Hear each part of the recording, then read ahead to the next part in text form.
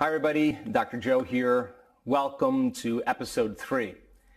In episode 2, we asked you for your homework to begin to deconstruct or denature the present personality that's connected to your present personal reality.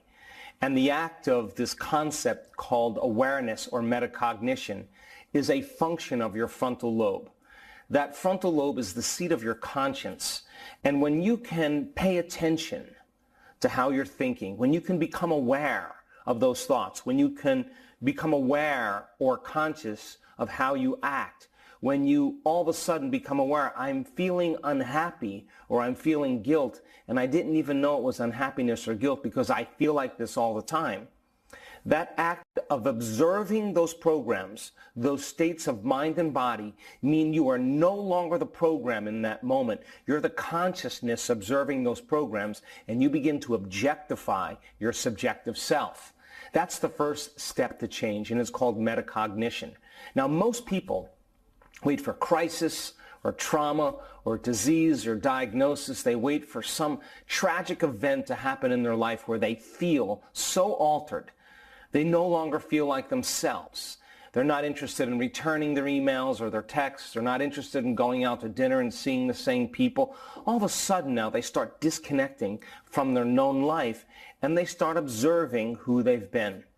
And the act of doing that, when you no longer feel like yourself and you feel so altered that you begin to see yourself through the eyes of someone else, that's the first process to change. Now, my message is, why wait for that? Why wait for that point where you're at your lowest denominator to begin to see yourself? Why not be defined by a vision of the future? In other words, most people don't create a future because they believe in their past more than they believe in their future. Most people are resigned to possibility because they romance their past, or they're more in love with their past than they are with their future. Why not romance or fall in love with another future? Most people love to tell the story of their past, and I'm asking people to tell a new story of their future. So this process of transformation and change then is going from one state of mind and body to another state of mind and body. And in order for you and I to do that, here's the old self and here's the new self. And in order for us to arrive at the new self, we have to cross this river. And the hardest part about making changes in your life is not making the same choice as you did the day before. Now, I want to warn you that the moment you decide to do something differently, the moment you decide to make a different choice, get ready, because it's going to feel uncomfortable. It's going to all of a sudden feel unfamiliar. There's going to be some uncertainty in your life. You're not going to be able to predict the next moment. That's because the moment you say, I'm changing this about myself, and you begin that process of change, you're stepping into that river. Now, if you're in the familiar past or you're craving the predictable future, the moment you decide to make a different choice and you step into that river, remember, the body has been conditioned to be the mind. Now the servant is the master. And the moment we declare this in our lives, like I'm going to exercise, or I'm going to do my meditations every morning, or I'm not going to eat after 6 o'clock in the evening, or I'm not going to curse, I don't know, whatever, I'm not going to complain. The moment you decide to change something about you, and your body has been conditioned or habituated into the same chemistry and the same neurological input, the moment you do something differently and you step into that river, the body is leaving its known familiar territory, and so is the mind.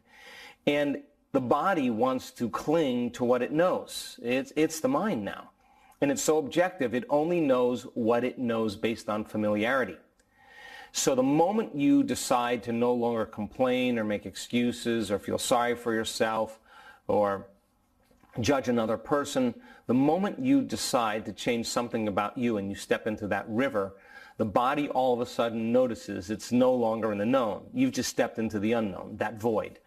Now, the body, which has been conditioned or habituated to be the mind, wants to return back to what it knows.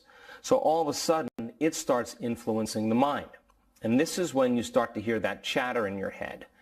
You start to hear those thoughts. Why don't you start tomorrow? This is too hard. You'll never change. Nobody else is changing. It's my ex's fault. It's my mother's fault. I don't have enough this. I don't have enough that. How long is it going to take? These are the thoughts that the body is influencing. And if you respond to that thought as if it's true, that thought is going to lead to the same choice, which is going to lead to the same behavior, which is going to create the same experience, which is going to produce the same unconscious in your waking day. This is a good day to be alive. If you said, okay, before I get my coffee, before I take my shower, before I use the toilet, before I check my text, before I check my WhatsApp, before I check my Facebook, my Instagram, before I grab and go into the habit of connecting to everything in my life through my cell phone, what is the greatest expression of myself that I could be today? This is the moment where you're leaving the bleachers and you're stepping onto the field. What if you said, what thoughts do I want to fire and wire in my brain? And if you just decided to put all of your attention on those thoughts, the act of thinking those thoughts over and over again, anything is possible, great things happen to me, I'm excited about my day. If you keep firing and wiring those thoughts, you begin to install the neurological hardware in your brain by firing and wiring. Now, if you keep doing it over time, that hardware will become a software program, and that will be the new voice in your head. That voice telling you you can do anything or anything is possible is the circuit you installed that is the new thought that will be talking to you in your head instead of I can't or it's impossible. What if you said, one day, one lifetime, I'm going to live a great day today. How would greatness live? And with your eyes closed, you began to rehearse in your mind your particular actions, the things you were going to do. Now, the act of closing your eyes and mentally rehearsing who you're going to be when you open your eyes and what you're going to do, if you're truly present and truly focused, the imagery in your mind begins to install the neurological hardware in your brain. In other words, when you're present, the brain does not know the difference between the real-life experience and the act of imagining. You begin to change your brain to look like you already did it. Now the brain is no longer a record of the past. Now, by installing that neural hardware, it begins to become the map of the future.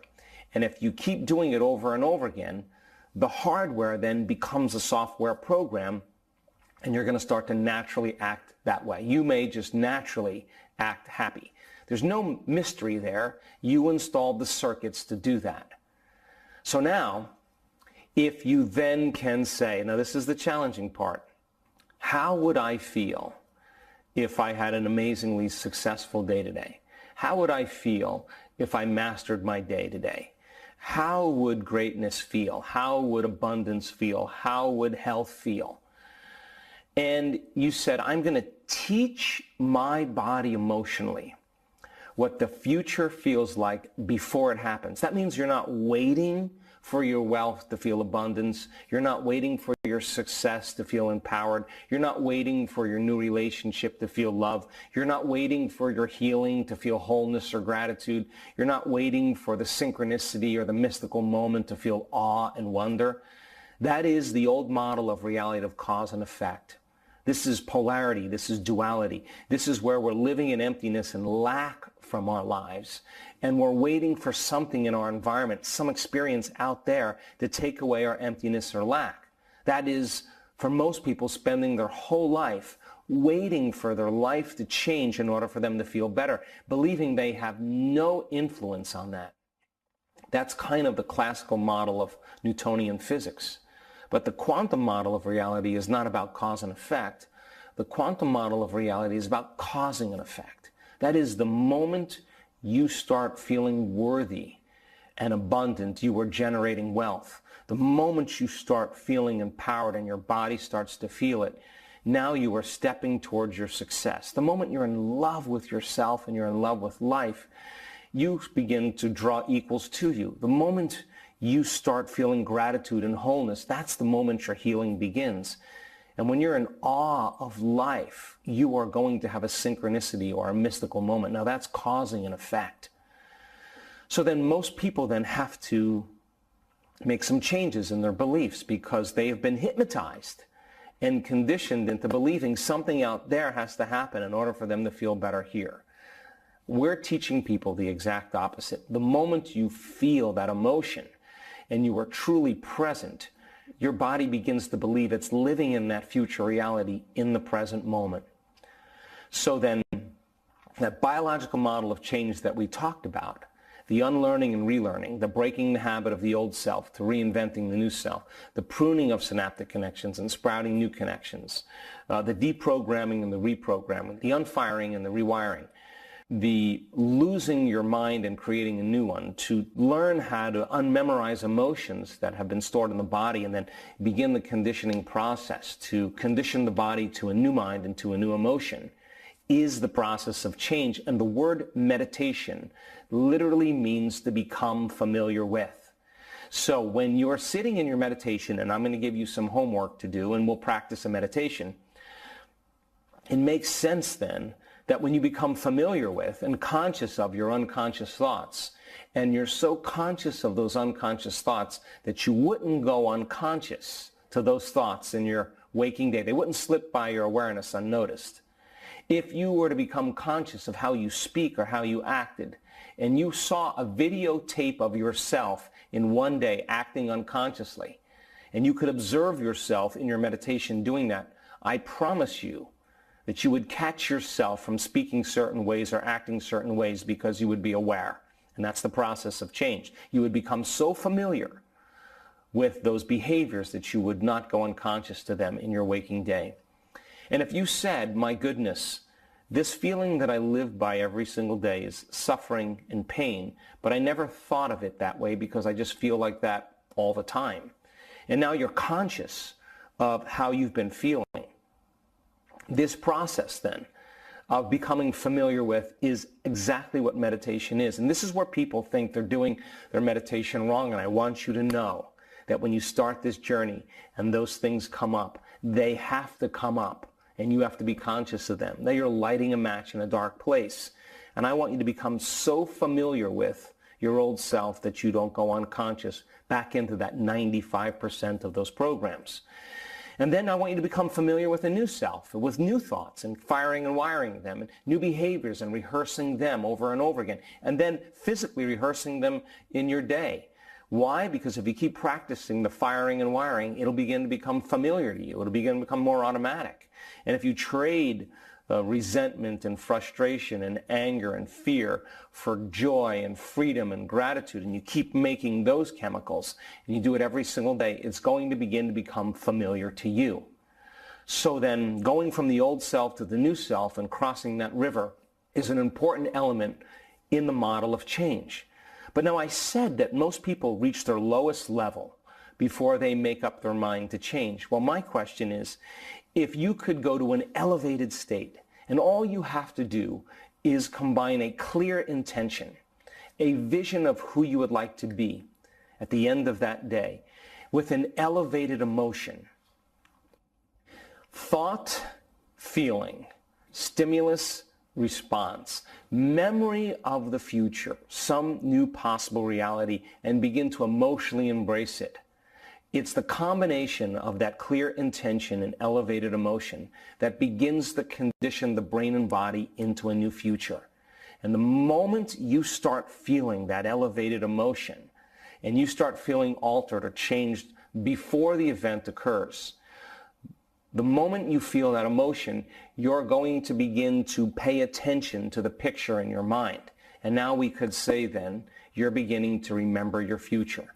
And from that elevated state, you could see the old self from an elevated state instead of a limited state. And my question is, which would you prefer?